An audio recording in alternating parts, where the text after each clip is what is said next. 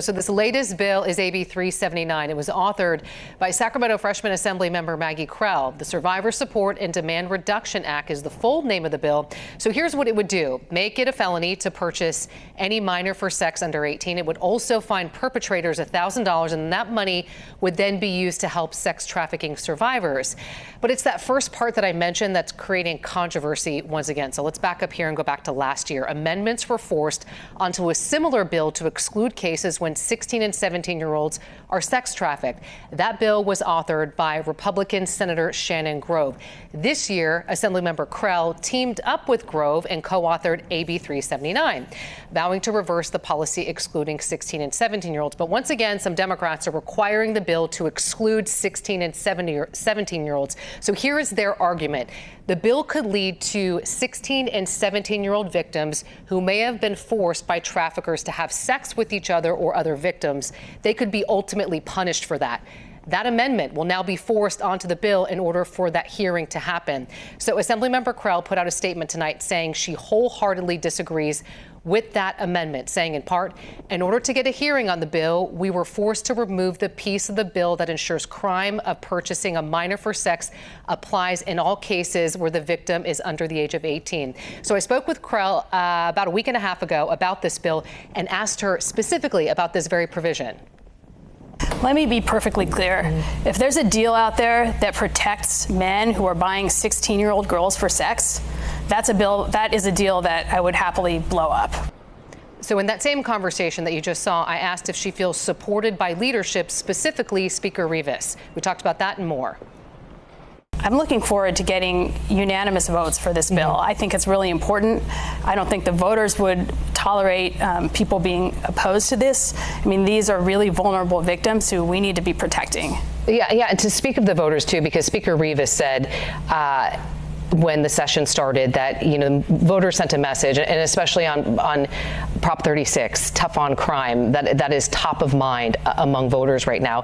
And this specifically deals with protecting Californians.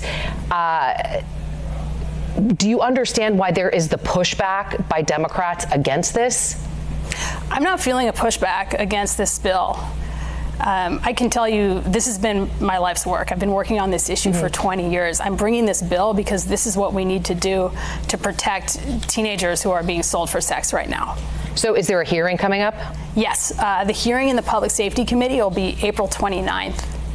Okay, so the pushback I'm referring to, Politico had a piece on this, and it quoted Senator Scott Wiener, a Democrat, saying that he was just floored that Senator Grove put her name on a bill that undid a leadership deal that was that she was part of on a bill months before. So that's the pushback that I'm articulating here.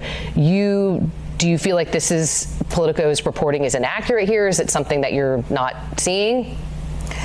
I understand what you're saying. I was elected a few months ago. I've been on this issue for many, many years.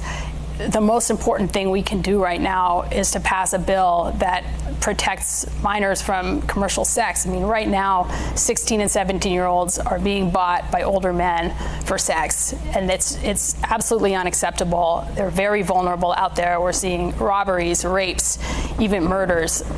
This is something we have to prevent. It's not something we can tolerate.